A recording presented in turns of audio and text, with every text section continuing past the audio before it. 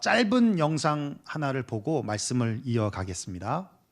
One of the best memories I had is when we moved into our first apartment. No bed, no furniture, and we just all sat in the living room and just hugged each other. Because that's what we thought we made it. And when something good happens to you, I don't know about you guys, but I tend to look back to what brought me here. And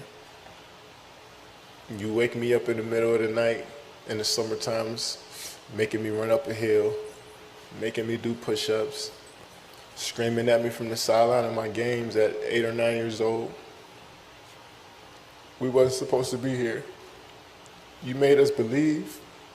You kept us off the street, put clothes on our backs, food on the table. When you didn't eat, you made sure we ate. You went to sleep hungry. You sacrificed for us. You the real MVP.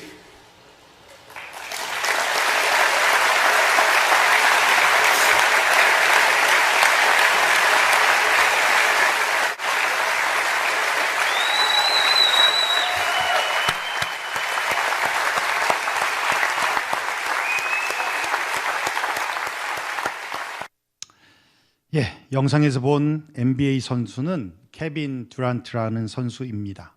지금은 뉴욕 브루클린 네츠에서 스몰 포드로 활약하고 있는데요. NBA 선수 가운데 가장 헌신적인 플레이로 정평이 나 있기도 합니다.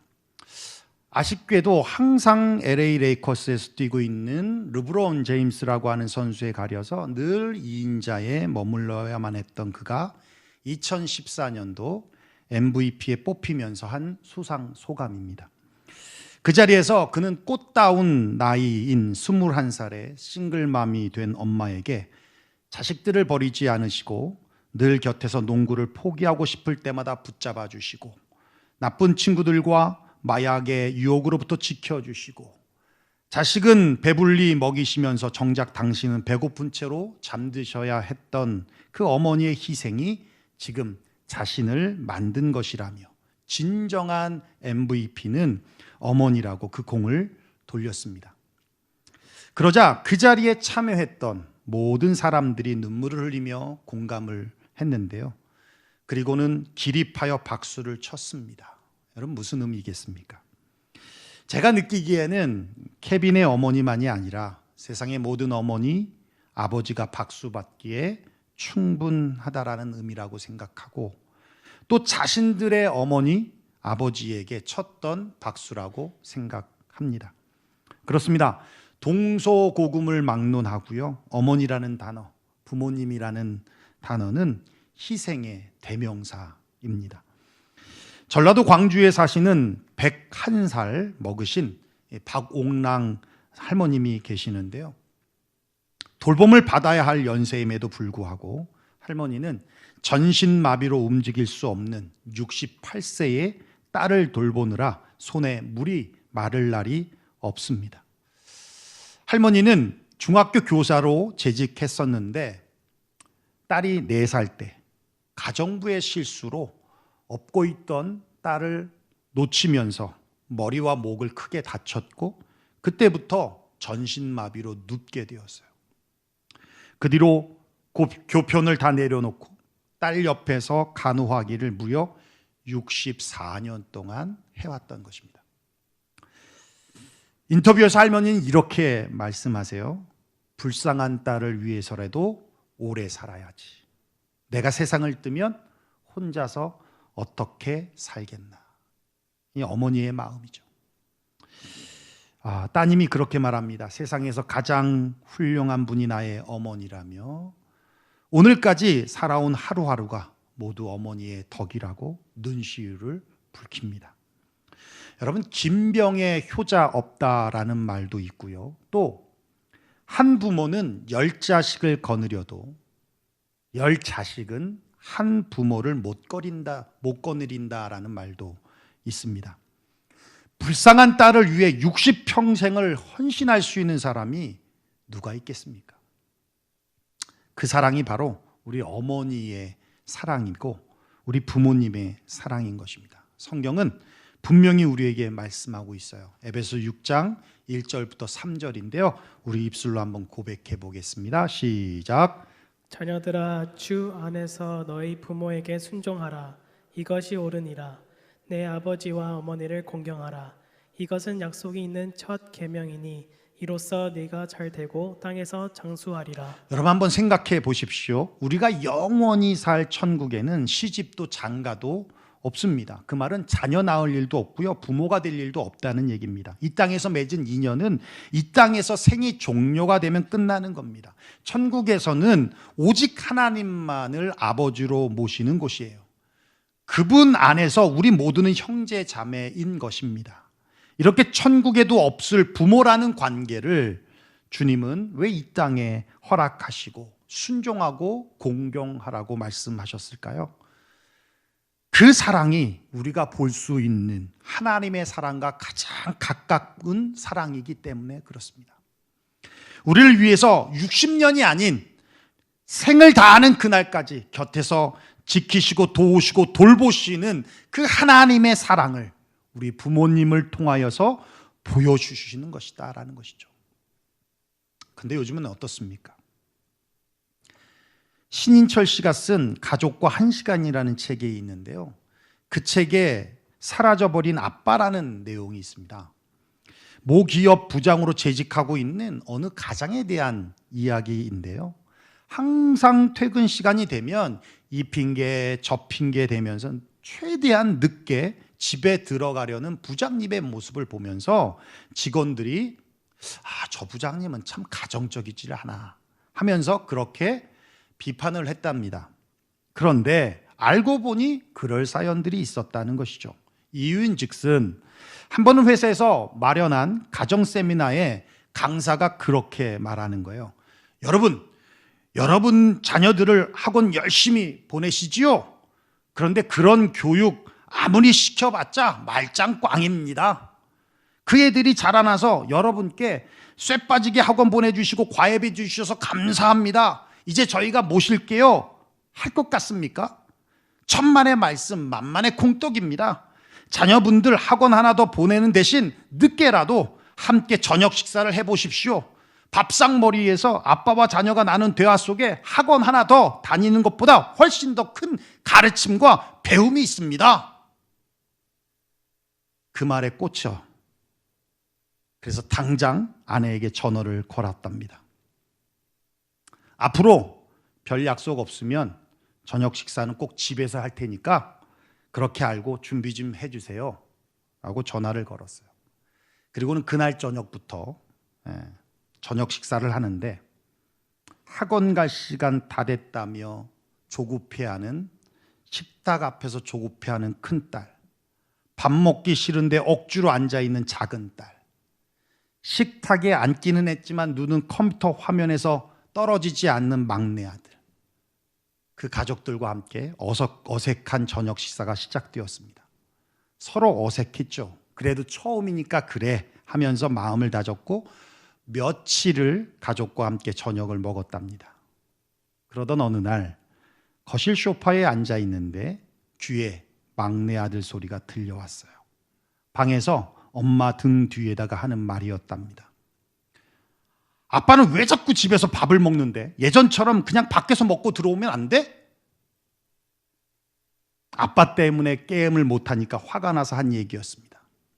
듣지 말았어야 될 말인데, 아니 들리지 말았어야 될 말이었는데 그 얘기가 들리는 순간 아빠는 가슴이 철렁했습니다.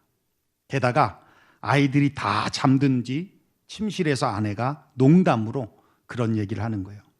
여보, 요즘 서울대 입학하려면 3대 요소가 있어야 된대. 뭔 줄 알아? 뭔데? 할아버지의 재력, 엄마의 정보력, 그리고 아빠의 무관심이라네요. 그 뒤로 간섭받기를 싫어하는 아이들을 위해 아버지가 할 수 있는 최선의 사랑이 최대로 집을 늦게 들어가는 것이라고 생각해서 늦게 집에 들어가게 되었다고 합니다. 요즘 현실이죠. 디모데후서 3장 1절 2절 말씀 우리 한번 볼까요? 시작. 네가 이것을 알라. 말세에 고통하는 때가 이르리니 사람들은 자기를 사랑하며 돈을 사랑하며 자긍하며 교만하며 회방하며 부모를 거역하며 감사치 아니하며 거룩하지 아니하며. 여러분 이 말씀이 너무 공감되지 않습니까? 돈을 사랑하다 보니까, 자기만을 사랑하다 보니까 성공하려 하고 출세하려 하고, 그러다 보니까 부모님마저도 수단이 되죠. 자기의 성공의 수단, 이용의 가치가 있는 역할이 되는 겁니다. 골로새서 3장 20절에 말씀하고 있습니다. 우리 한번 읽어볼까요? 시작. 자녀들아, 모든 일에 너희 부모에게 순종하라. 이는 주 안에서 기쁘게 하는 것이니라. 부모님께 순종하는 것, 부모님을 공경하는 것, 이것이 주님을 기쁘시게 하는 것이다라고 성경은 분명히 말씀해 주고 있어요. 오늘 본문은 묵기서 말씀인데요, 우리가 지난주 어제까지죠, 매일 성경을 통해서 보셨겠지만 부모 공경이 무엇인지 룻이라고 하는 여인을 통해서 보여주고 있습니다. 룻기는 한 가정에 대한 이야기를 담고 있어요. 엘리멜렉과 나오미, 그리고 그 둘 사이에서 나온 아들 말론과 기론이라고 하는 가정입니다. 이스라엘의 큰 흉년, 기근이 들었을 때 그들은 조상들이 살던 하나님의 약속의 땅인 베들레헴을 버리고 이방 땅인 모압으로 이주를 했습니다. 그곳에서 두 아들은 모압 여인과 결혼을 했고요. 모압으로의 이주는 쉽지 않은 선택이고 결정이었겠지만 그들의 선택은 하나님 보시기에 좋은 올바른 선택은 아니었습니다. 기근을 피해 잘 살 거라는 생각에 이주했지만 10년도 안 돼서 남편 잃고요, 두 아들 잃었어요. 그리고 가지고 있던 재산 다 탕진했습니다. 그때 고향에서 베들레헴에서 소식이 들려옵니다. 6절이에요. 한번 읽어볼까요? 시작. 여호와께서 자기 백성을 돌보시사 그들에게 양식을 주셨다 함을 듣고. 그제서야 홀로 남은 나오미는 깨달았습니다. 나에게 먹을 양식을 주고 나를 돌봐주시는 것은 남편도 자식도 풍성한 열매가 있는 좋은 환경도 아니고 오직 하나님이라는 것을, 그리고는 다시 고향으로 돌아가야겠다라고 하는 결심을 합니다. 그래서 시어머니 나오미가 고향인 베들레헴으로 돌아가겠다는 결단을 했을 때 두 며느리에게 자기 집으로 돌아가라고 권면을 합니다. 그때 둘째 며느리인 오르바는 시어머니와 헤어진다는 것은 안타까운 일이지만 자기 안위가 먼저인지라 시어머니인 나오미의 권면을 듣고 친정으로 돌아갑니다. 어찌 보면 오르바의 선택은 당연한 것입니다. 어느 누구도 손가락질할 수 없는 것입니다. 그런데 첫째 며느리인 룻은 이렇게 고백해요. 우리가 본문으로 읽었던 말씀입니다. 다시 한번 우리 입술로 고백해 볼까요? 시작. 내게 어머니를 떠나며 어머니를 따르지 말고 돌아가라. 강권하지 마옵소서.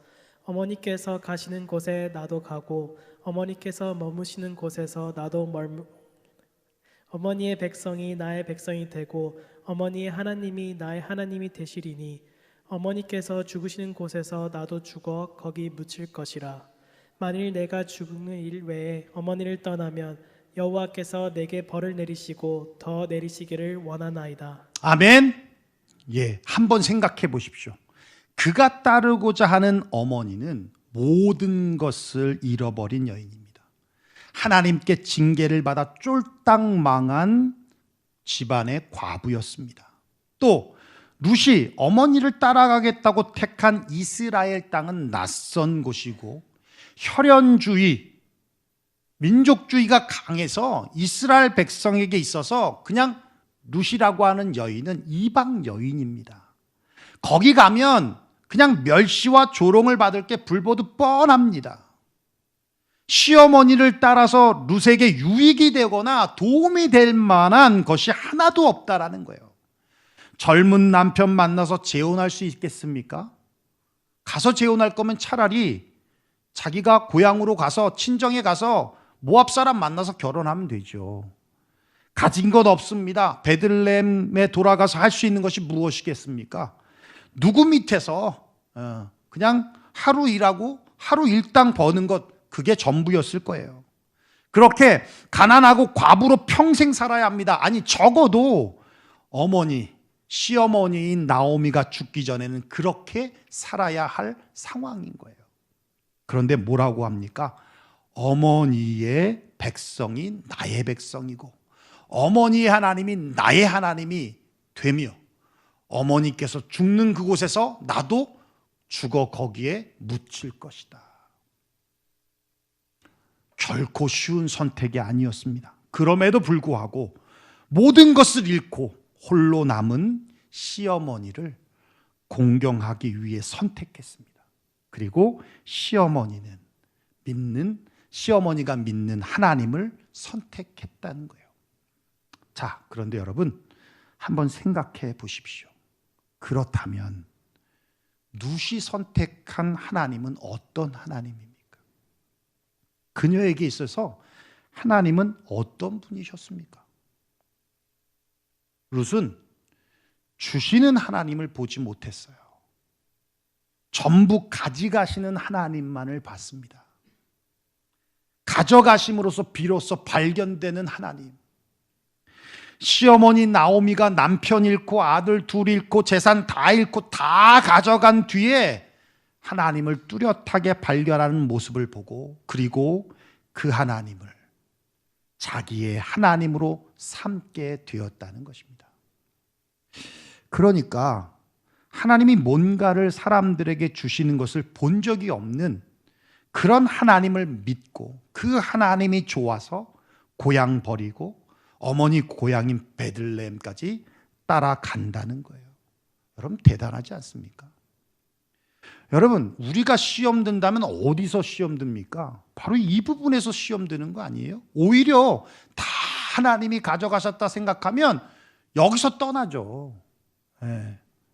하나님 미워, 하나님 너무해, 그리고 떠나죠. 물론 더 얻어맞고 다시 돌아오겠습니다만은. 예.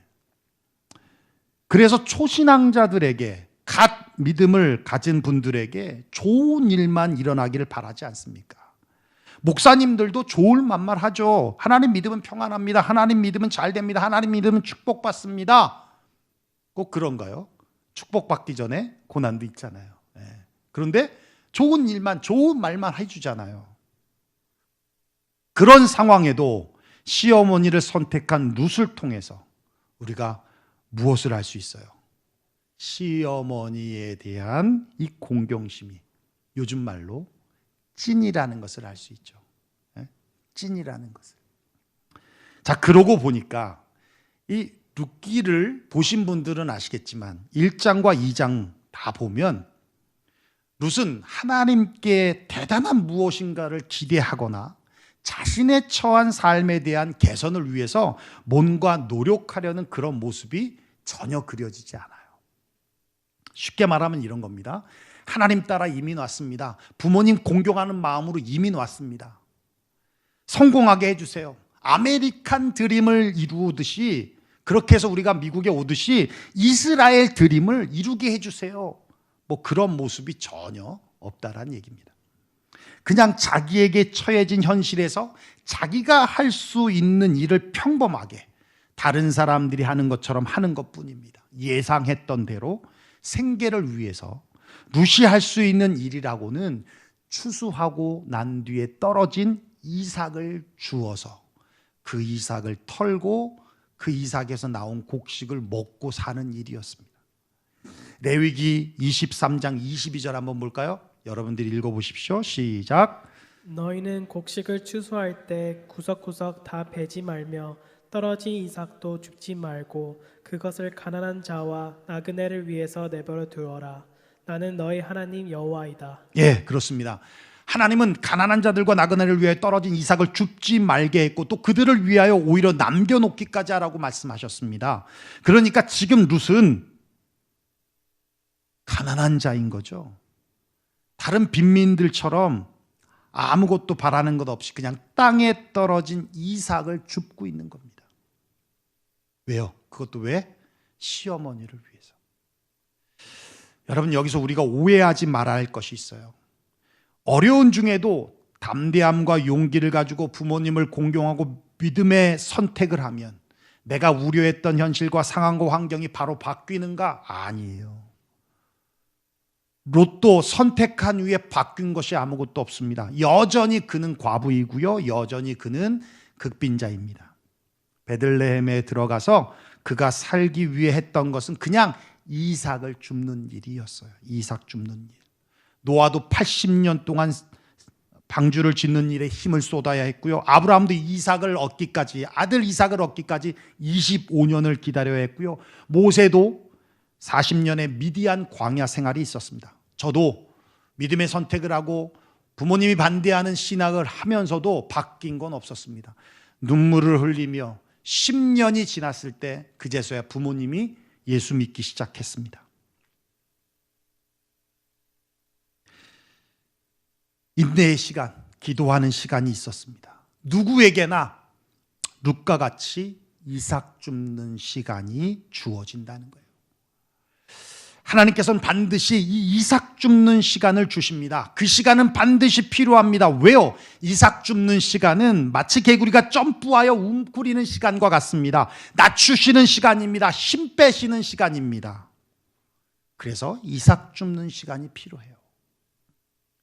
말장난 같은데요. 우리가 평상시에 이런 말 많이 하죠. 힘들다, 힘들다. 여러분, 왜 힘들어요? 힘이 들었으니까. 내 안에 힘을 들고 있으니까 힘이 드는 거예요. 누구의 힘이요? 내 힘. 내 힘 들어가니까 내가 가진 힘밖에 못 쓰는 거예요. 힘 빼면 자연의 힘, 그러니까 바람이나 공기나 그런 자연에서 생기는 에너지, 그리고 유연성이 가지는 에너지, 탄력이 가지는 에너지, 뭐 이런 힘들이 들어오니까 그런 말 하잖아요. 힘 안 들이고 했다. 힘 안 들이고 했다. 여러분, 모든 운동은 다 힘 빼는 운동입니다. 골프도 역시 힘 빼는 운동이죠. 예. 구력이 생기면 그만큼 힘이 빠지는 거예요. 힘 들어가면 비거리도 안 나옵니다. 아무리 등치가 이래도요, 여자보다 안 나가는 수도 있어요. 탁구도 그렇고요, 수영도 그래요. 우리 영현이 수영 잘하는데 영현이 수영하는 거 힘 빼고 하죠. 쫙. 그러니까 30분 뭐 계속 왔다 갔다 힘 빼야 되는 거예요. 여러분, 신앙생활도 결국은 자기 힘 빼고 하나님 힘 들어가게 하는 것입니다. 여러분, 왜 삶이 힘듭니까? 내 힘, 내 생각, 내 의지, 내 뜻대로 살려고 하니까 힘이 든 것 아닙니까? 바람과 같은 성령의 힘을 의지하면 참 힘 안 들이고도 되는 거예요. 여러분, 그렇습니다. 이삭 죽는 시간은 눈물의 시간입니다. 혼돈의 시간입니다. 아픔의 시간입니다. 얼마 남지 않았던 자존심마저 내려놓는 시간입니다. 그래도 반드시 필요한 시간이에요. 그런 시간들을 통과하면 하나님께서 역사하시는데, 어떻게 역사하시냐면 우연을 가장한 필연의 기회를 허락하십니다. 룻이 이삭을 줍는데 그 밭이 보아스라고 하는 사람의 밭이었어요. 보아스는 시아버지인 엘리멜렉과 아주 가까운 친척이었습니다. 그리고 그는 재력가였습니다. 아주 친절하고 긍휼이 많은 사람이었습니다. 보아스는 자식이 없는 엘리멜렉 가문을 세워줄 수 있는 바로 기업 물을 자 중에 한 사람이었던 것입니다. 성경은 이렇게 말씀하고 있어요. 2장 3절 4절 한번 읽어볼까요? 시작. 룻이 가서 베는 자를 따라 밭에서 이삭을 줍는데 우연히 엘리멜렉의 친족 보아스에게 속한 밭에 이르렀더라. 마침 보아스가 베들레헴에서부터 와서 베는 자들에게 이르되 여호와께서 너희와 함께 하시기를 원하노라 하니 그들이 대답하되 여호와께서 당신에게 복 주시기를 원하나이다. 그렇습니다. 우연히 밭에 갔습니다. 그런데 마침 보아스가 와서 만났습니다. 우연히와 마침이라는 이 단어가 만날 때 비로소 우리가 깨닫는 거예요. 하나님의 인도하심이다. 하나님의 인도하십니다. 여러분, 우리가 볼 때는 우연이라고 생각하시지만 또 하나님이 일하심을 우리는 볼 수가 없잖아요. 그죠? 근데 마침이라는 단어가 딱 나타나니까 우린 뭘 보냐면 내 눈에 보이지 않고 나는 모르고 있었지만 내가 인지할 수 없었지만 하나님은 일하고 계셨다는 거예요. 그 다음 우리가 보지는 않았지만요, 성경을 보면 보아스는요 룻에 대한 이야기를 듣고 있었어요. 마침 보아스가 왔습니다. 그리고는 일하는 하인들에게 물었어요. 저 소녀는 누구니? 처음 보는 얼굴인데. 그랬더니 하인이 그래요. 룻이다. 예, 나오미를 따라온 이방 여인, 모압 여인 룻입니다 라고 하니까 알고 있었어요. 듣고 있었어요. 누가 하신 거예요? 하나님이 하신 것이지. 그리고는 보아스의 마음에 그 소문을 듣고 참 기특하다, 대견하다 생각했는데 자기 밭에 와 있는 거예요.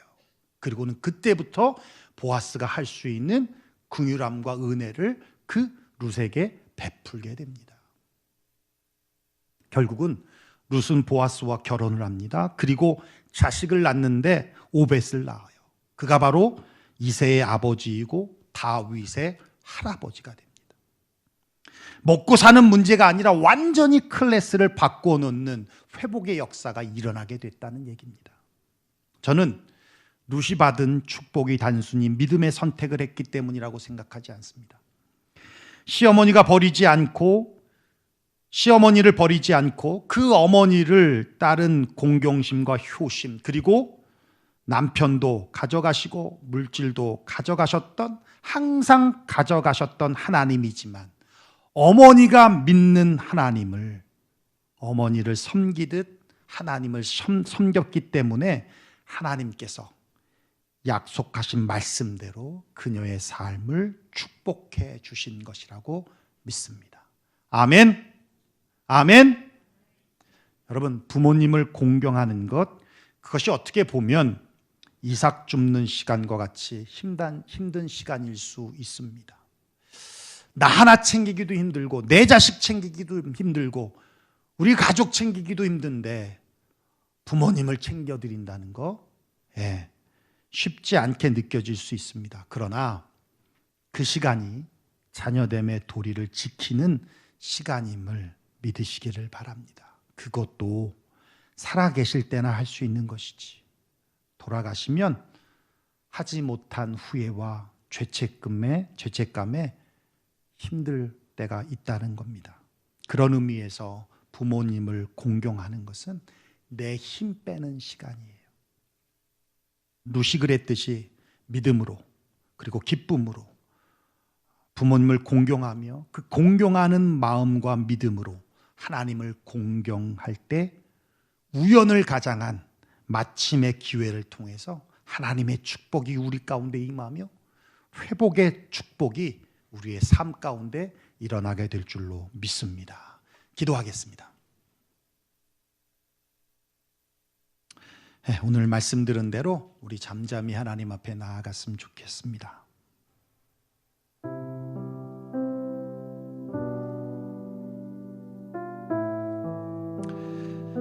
오늘은 우리 부모님이 살아계시다면 부모님을 위해서 기도했으면 좋겠습니다.